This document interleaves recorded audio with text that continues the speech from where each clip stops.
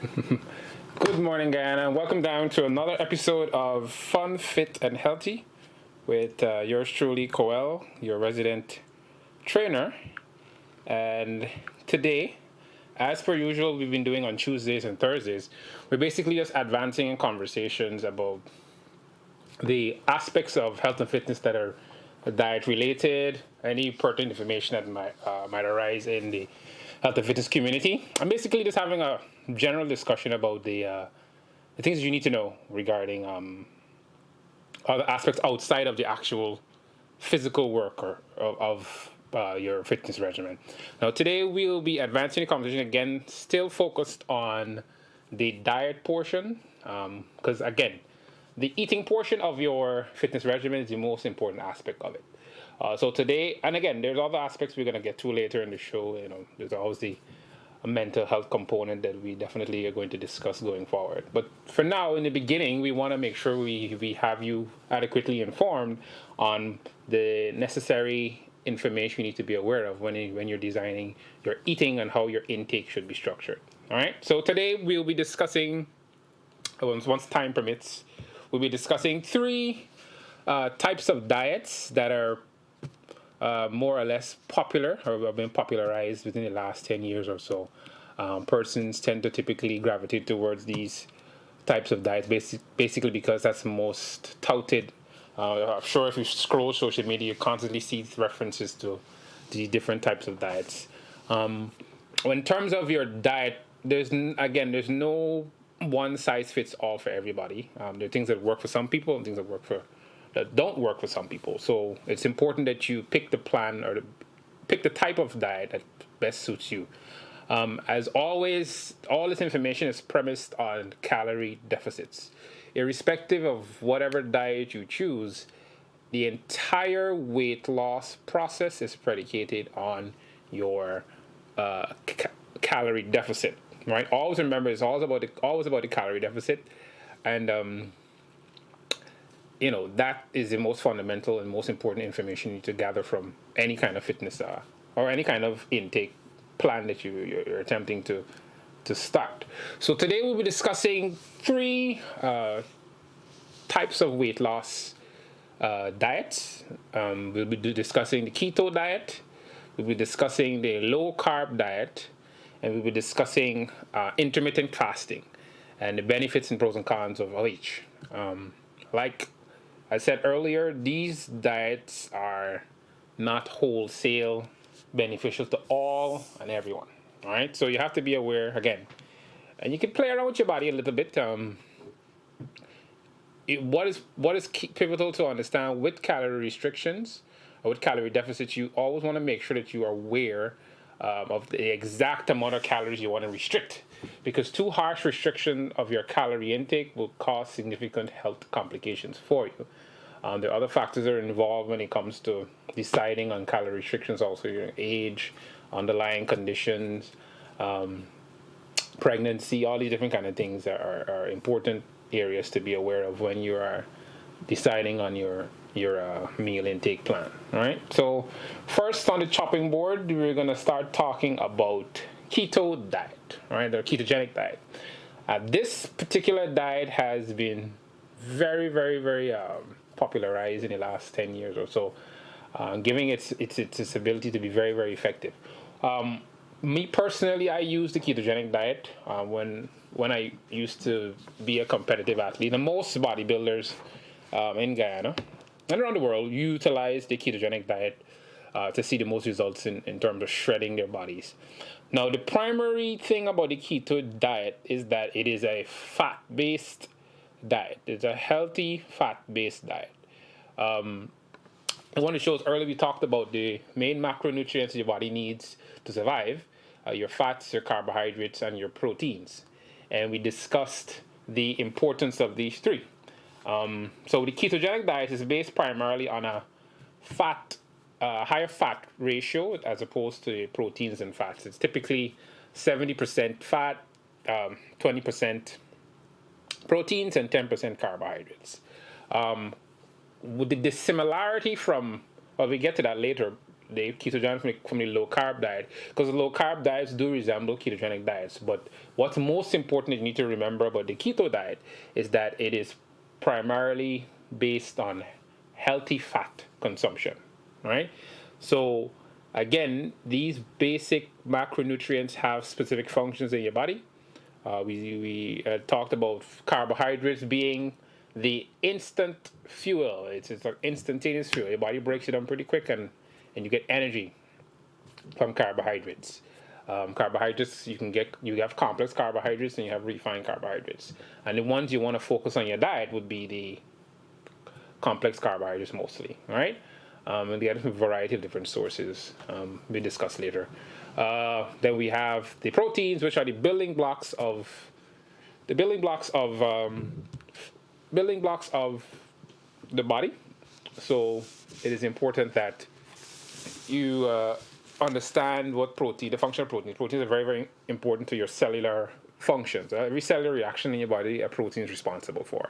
And then we have the fats, which help to regulate your endocrine system, right? So endocrine system being your hormones, more or less. So these macronutrients are very, very important and very, very vital to your meal plan or your meal intake, right? You must have these present in different distribution or different proportions in your diet.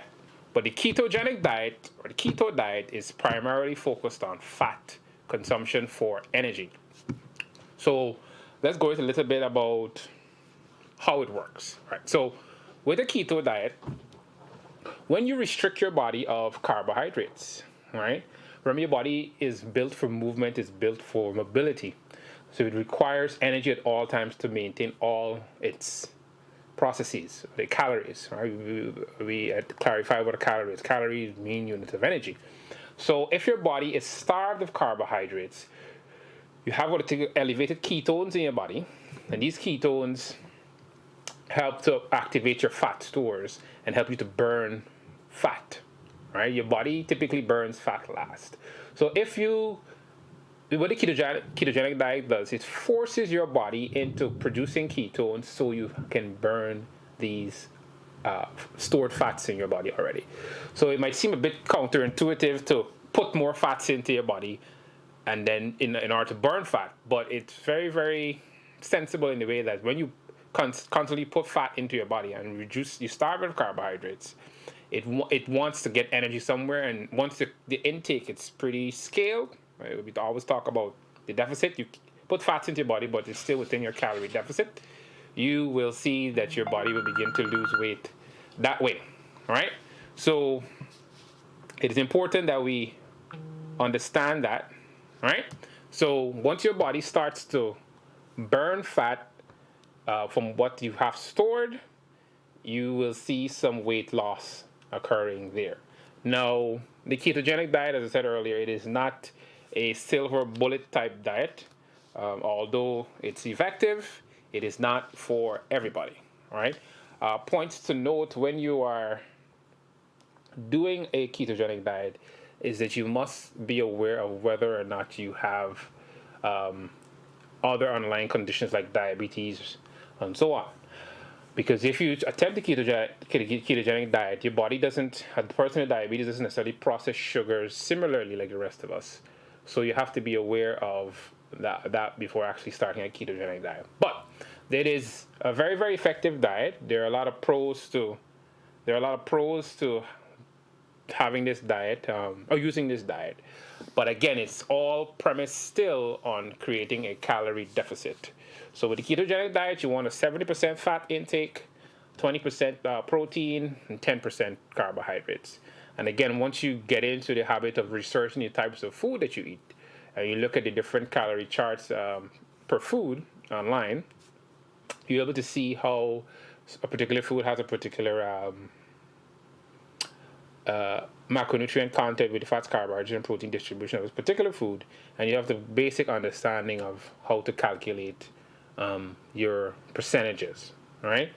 Ketogenic diets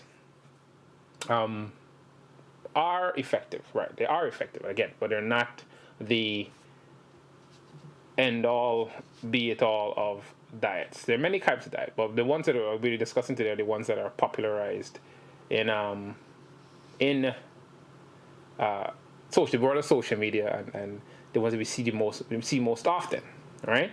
So moving on, we're going to talk a little bit about the low carb diets.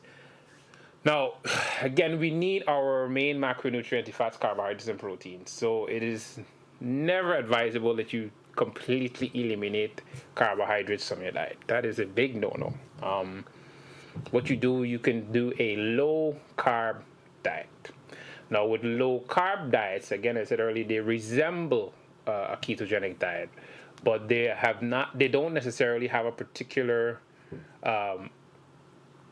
restriction on fats or a particular restriction on any other macronutrient. All it does is that your intake is premised on a lower carbohydrate intake. So the difference is it doesn't necessarily promote excessive fat intake. So with the low carb diet, most typically what is done, persons drop their carbohydrate intake and increase their protein intake. Again, what is key to note is that it is not necessarily beneficial to all and everyone, because some persons have adverse effect to elevated protein intake, and they begin to have other health complications associated with that shift in your diet. So again, you can play around with your body and see what's going on, but low carb diets have shown to be effective, but again, there's no silver bullet diet, right? Next, we're going to talk to you a little bit about the intermittent fasting. And this one in particular is being promoted heavily right now. There's a lot of conversation in the fitness community about most diets that are predicated on scheduled eating. Intermittent fasting advocates, a lot of them say that you only just need 1 to 2 meals per day for your body to function optimally. So there's a lot of discussion around these types of diets. But the intermittent fasting diet is predicated on creating gaps in your intake, keeping your body in a state of fasting for a longer period of time. So when you go to sleep at night and you say you sleep, your body goes into an anabolic phase where it starts to break down and store and repair and build. All right. Within that period, your body is not receiving any calories, right? Because you're asleep. Now, when you wake up, you're typically the hungriest when you wake up, because your body through that night has burned up a lot of calories, making calories, and storing calories and basic functions, and you're in a state of hunger because your body has fasted for a lengthy period of time. What some research has shown, if you keep your body in a state of fasting longer, you tend to force your body to have a metabolic response, and you can promote some weight loss that way. With the intermittent fasting diet, this is diet types. These are very, very, very, very what's the word? These are very unpredictable diets. It is not for everyone. This one in particular, you have to be most careful with because of how it can potentially create a significant degree of problems for persons that are diabetic again. Young children should not it's advised not to do any kind of intermittent fasting. People with complicated pregnancies, if you're pregnant, if you're breastfeeding, you should not be attempting to do any kind of intermittent fasting if you're on certain types of medication. These are areas that you need to focus on if you're going to attempt using a intermittent fasting type diet. Now, intermittent fasting, you can do this in a variety of ways, where you can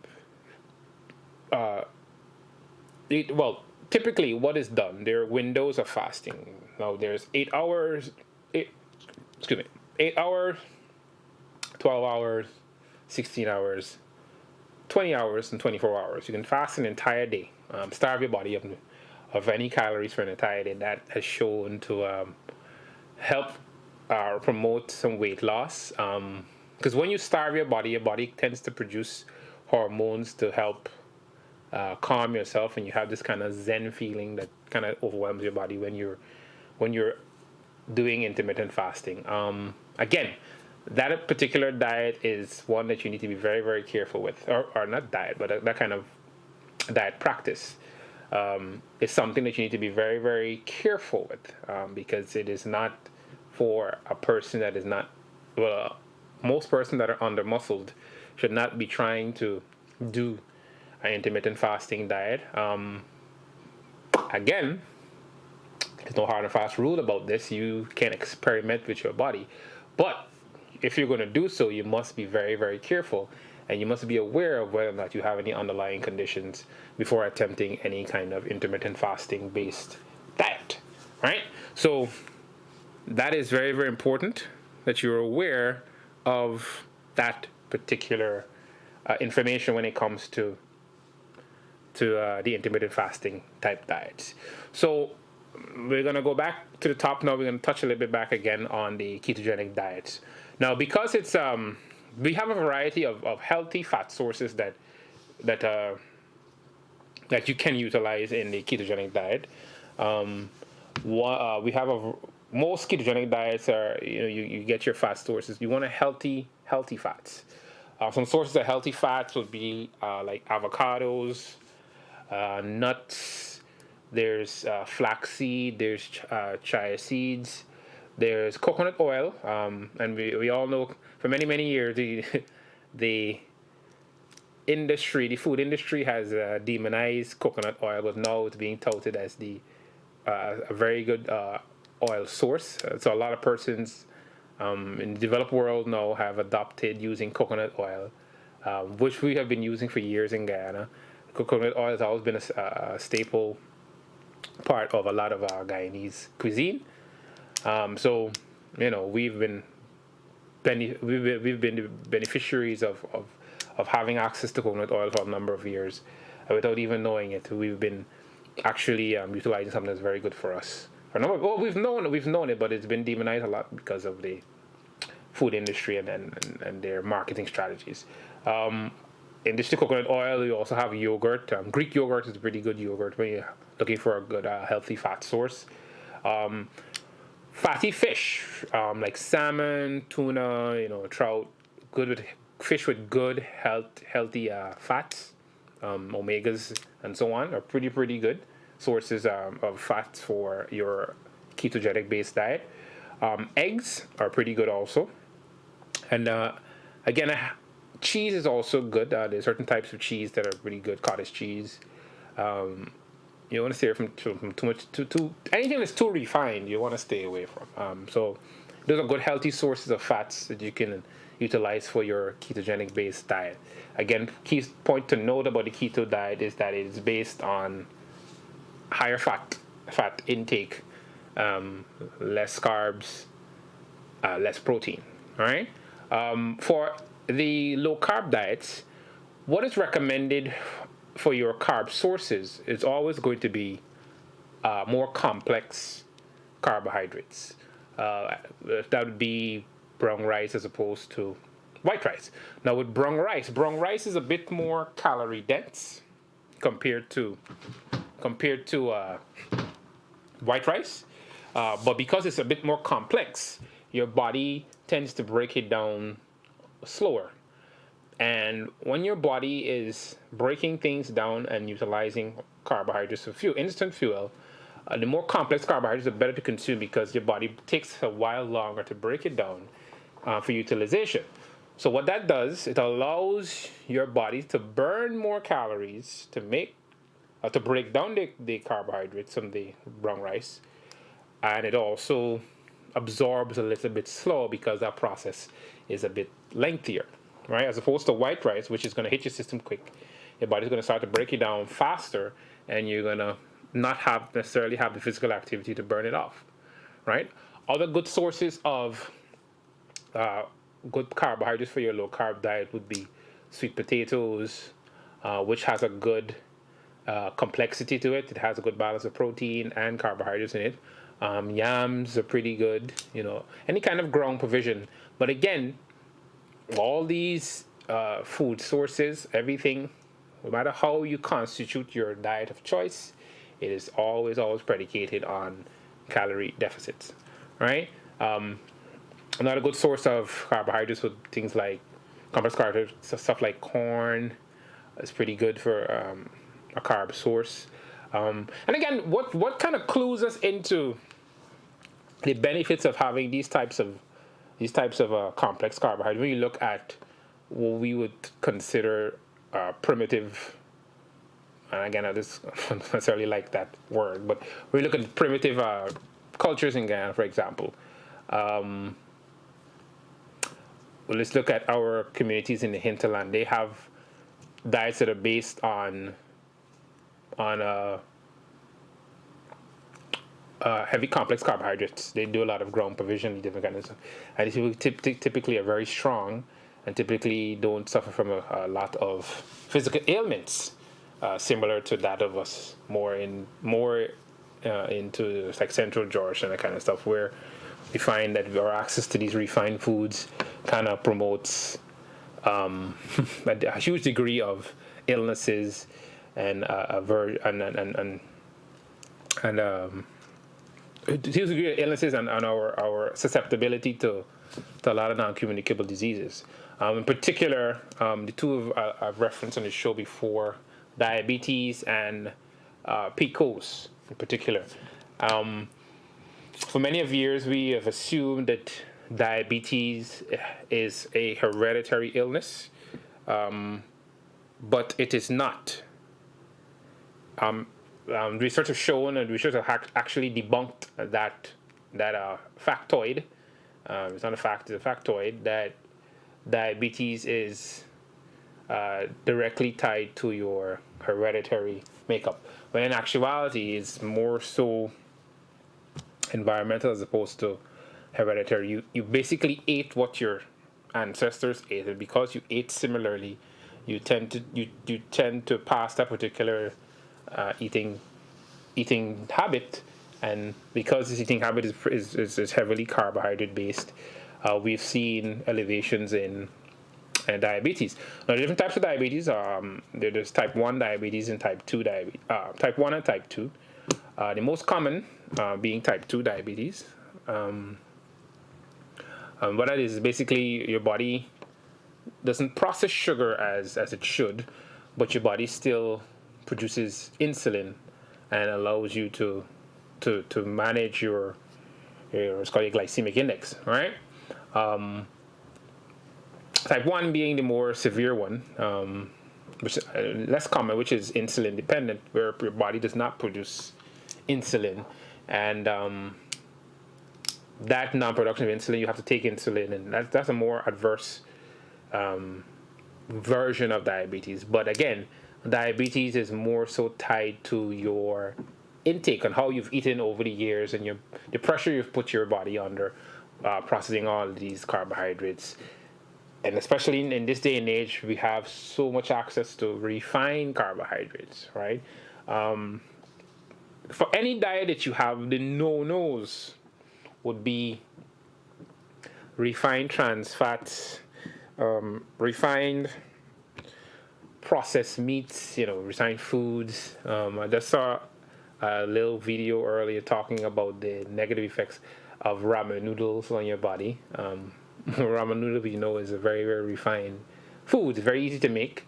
What we found, what I've personally, and again, this is anecdotal, what I've personally discovered with young children in my sphere of life, they love ramen noodles. I think primarily like it a lot because they can actually make it. It's easy for them to make themselves. So they love ramen noodles. And it's cheap, and it's readily available, and it's an easy, quick food that you can prepare. It's loaded with sodium, so it tricks your brain into thinking that it's good. And we feed it to our families, and because it's quick. Well, ramen noodles, when you look at the research around ramen noodles, any kind of instant noodles, that you would have. Anything that's instant oats, instant noodles, instant anything that is instant and is very fast and easy to cook. Those are the foods that you want to stay away from in your diet. Like you want to stay away from those primarily because these are the metabolic demons, right? They wreak havoc on your body's metabolism. So you want to stay away from too much of a refined foods. Just off the top of my head, ramen noodles is top there. You want to stay away from sausages because sausages are very refined, highly refined foods.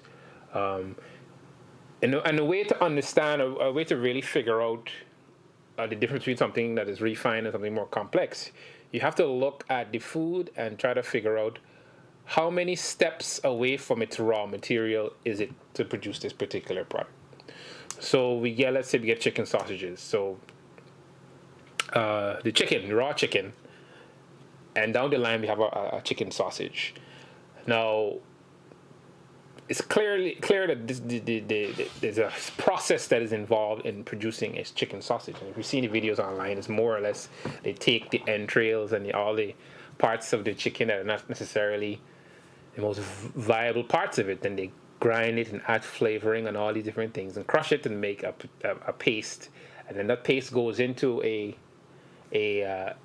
cylinder, and then they produce these sausages. It's very, very tasty because the scientists have figured out a lot of ways to trick our brains into thinking something is delicious, right? So we tend to consume a lot of those kinds of processed foods, and they're very, very tasty. Understand? In developed world, there's conversation around food securities and things called food deserts.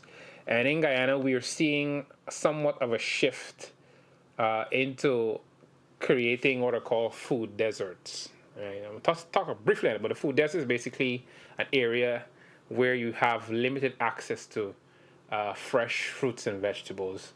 You have a limited access to foods in their rawest form. Right? I don't know if you guys are paying attention. In most impoverished communities, you're seeing a significant influx of certain kinds of supermarkets. Within these supermarkets, you see the food is very cheap, but most of the foods in supermarkets are highly refined foods, canned foods, and you see less and less vegetables, less and less fresh fruit, less and less grains in these types of supermarkets. What that does, and again, there is an economic component involved in how we choose food, and again, we can go into the finites of that, but we're focusing on the food. So you have an influx of these types of markets in these quote-unquote impoverished communities, and if I want to feed my family and still maintain a budget, most of us are going to spend the money on the cheapest food that you can fill your belly and survive. But there's a lot of evidence that suggests and shows that this dependence on, or this love affair with the cheap foods and our limited access to certain kinds of fruits and vegetables is directly contributing to a lot of elevation in diabetes, like in the non-communicable disease, diabetes, PCOS. I'm very passionate about these two particular areas of non-communicable diseases because I see a lot of its manifestation in my sphere of life. You see young people that should not be suffering from diabetes find themselves having to battle and deal with diabetes at a very young age. Now, with diabetes, this is something that you can reverse the negative effects of diabetes through a healthy diet, through exercise, and you can see changes in your body. Now, when we talk about PCOS, polycystic ovarian syndrome, which again also is on the rise in Guyana and the region, your diet plays a significant role in these or in the management of these particular diseases. All right, lots and lots of women are suffering from PCOS, and a lot of them are unaware. So that is something that you should definitely, as a woman, that you are noticing changes in your retention, in your midsection. You should try to see if you may be suffering from PCOS, and once you're aware, or once you find out, once you seek the medical validation or medical verification that you are, in fact, susceptible to that, you should definitely focus on having a structured eating regimen and having exercise being a huge part of your lifestyle. Again, on the show, we always stress the importance of self-care, and again, it can be a central talking point on the show is self-care and self-love, because these are the things that are necessary if we're going to prolong our lives, if we're going to have health and fitness and wellness a staple in our lives. All right. So with the 3 diets we discussed,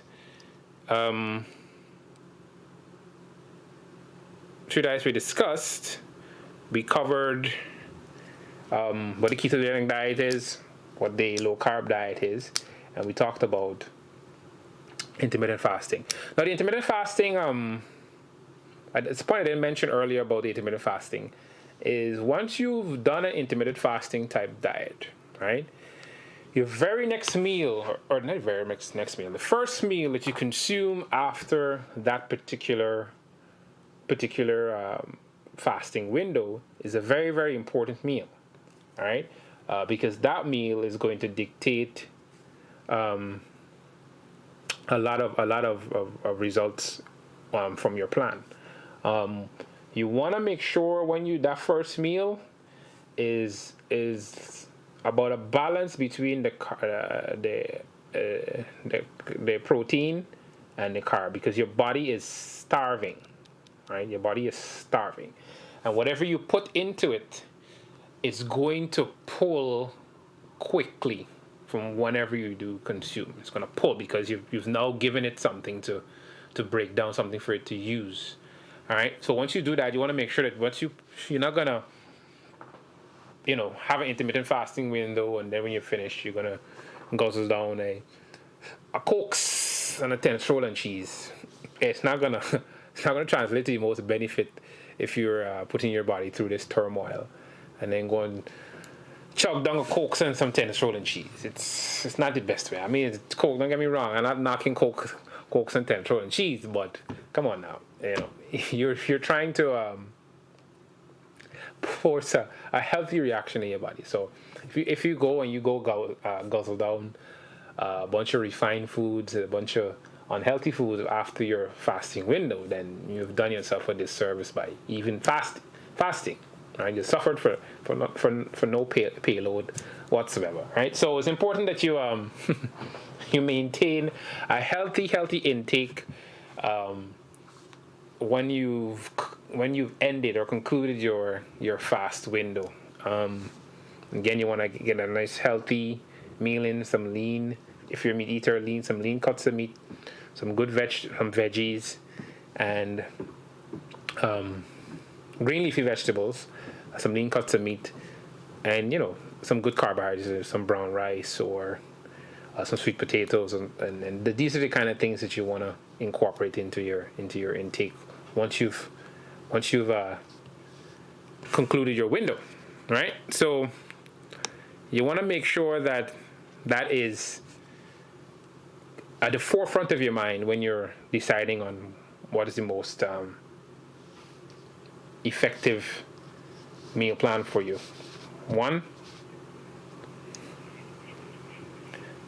Right. So one of the at the forefront of our mind should be what we need, what's going in, and regardless of whatever meal plan that you have decided, your calorie deficit is most important. I see in the chat somebody mentioned portion sizes, and also need to watch our portions and exercise, right? So yeah, that's very, very true. Definitely. It came from Gail. Thank you, Gail, for that. Yes, portion sizes. Yes. So with the portion sizes tied into the premise of calorie deficits. I referenced that story a few shows ago where we talked about the Kansas City professor who had the diet around Twinkies. He scaled his calorie intake, figured out what his calorie intake ought to be, and he ate Twinkies in calorie deficit portion sizes. And in, I think it was 6 weeks or so, he lost about 27 to 30 pounds. Which actually conveys the idea that what's most important is calorie deficits. There's not necessarily no demon food per se. There are foods that have adverse effects on your body if you consume copious amounts of it. Yes. However, or copious amounts, but over time, it builds up, and you've eaten this poor food for such a long time. Your body has an adverse reaction to it eventually. But not to say that if you eat that same unhealthy food in small portion sizes, you won't lose weight. You will. But the reason why, and again, I want to make this clear, I'm not giving you any kind of ambiguous information or any kind of confusing information. The reason why you want to have a calorie deficit meal based on healthy food choices is that it promotes better overall functioning of your body.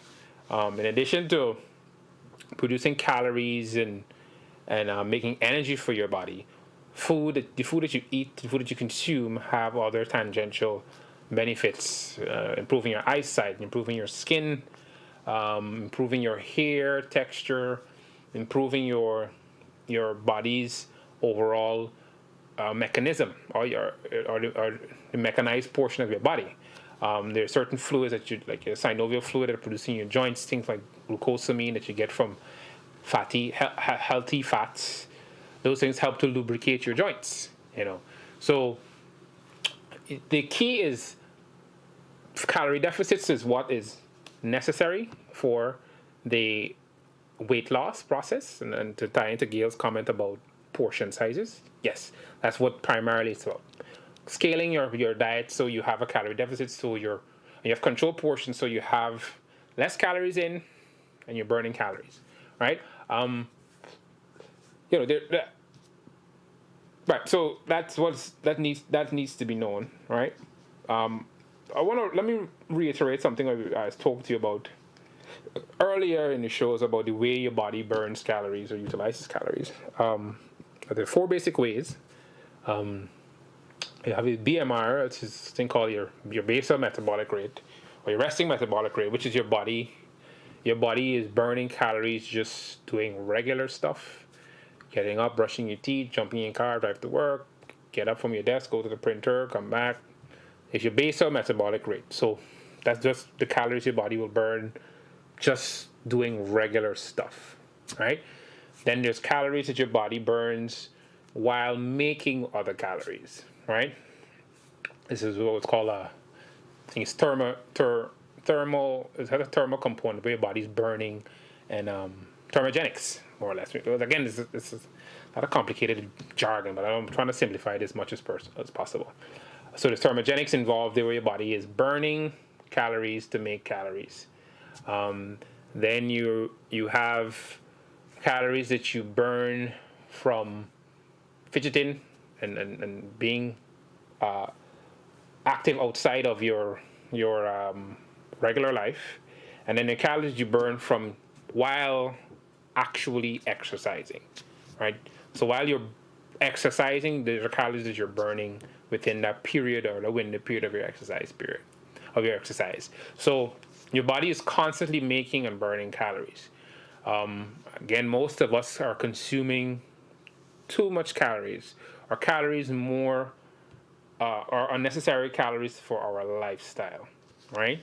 So once you can definitively structure your diet and your intake and your portion sizes and all of that, with all that information you have, you can scale and create a proper plan. You will be fine. Point to note, in addition to doing all of that heavy lifting with the plans and the structure, you must be able to trust the process. So that psychological component must enter the equation when you're discussing, or when you're evaluating your progress, right? It is a process.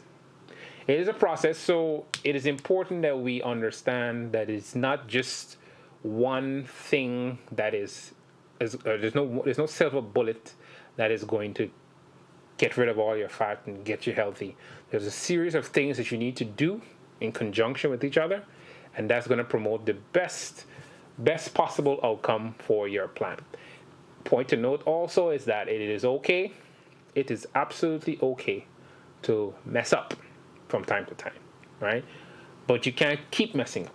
You must have the discipline, you must have the focus to see your goals to the end.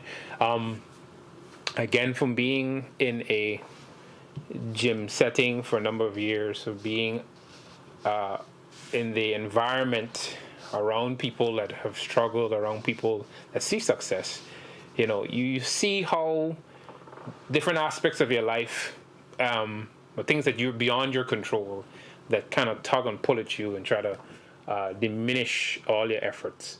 But it's important that you understand that once you have done it before, you can do it again. You can do it better. All right. So trusting the process is a very, very important and vital understanding we must have when we are doing all of these things, all these discussions we'll be having, all these exercises we'll be doing. Once you don't have that mental component involved, it is definitely a lot harder. And we want to make sure that we give enough information to help this process a little bit easier, or make this process a little bit easier. Because it is not. I would never sit on this table and on this show, on any platform, and tell you that getting in shape is the easiest thing, or getting in shape, why you can't just do it. Your friend did it, why can't you? Your friend doesn't necessarily have the same realities you have. So it's important that you understand that in your pursuit, there'll be things that will tug at you. In your pursuit, there'll be things that will make you feel frustrated from time to time. But once you have that plan, and you have that knowledge, and you have that awareness, you will see some fruit. You understand? However small, however great, you will see some fruit. So it's important that we understand this and try to tie in all these bits of information, these discussions, and try to see how best we can promote the best outcome in this process. So that's why we're here on the TBN Network, providing you with these info segments and providing an opportunity for you to give us questions, and we field those questions and have a robust conversation around health and fitness related matters. So I've said a lot today. As always, it's always a pleasure sharing ideas and fielding questions and interacting with you, the general public, on these matters. And it's always a pleasure to bring this information to you. Tomorrow we have our upper body blast. That should be a lot of fun. Joining me, there will be Geeta and Mervin. They've been assisting with the exercises for training. So we intend to have a lot of fun with the show. I don't want to make a show about me, so going forward, we'll definitely have more ideas coming and more discussion and expanding the conversation and pushing forward the narrative and making sure that our people are properly informed and are not necessarily being fed things from one perspective. We want you to have a robust interaction. We want you to have different ideas, different techniques, different perspectives coming into the conversation and creating that substantive dialogue around health and fitness. So, as always, it's a pleasure being with you. My name is Coel, here on Fun, Fit, and Healthy on our Thursday discussion, and it was a wonderful, wonderful time being with you. And I trust that you guys will have a wonderful rest of the day. And do take care of yourselves and take care of those around you. And have a wonderful rest of the day, and stay tuned for the next program on the TBN network. This is Coel signing off for Fun, Fit, and Healthy. So do take care.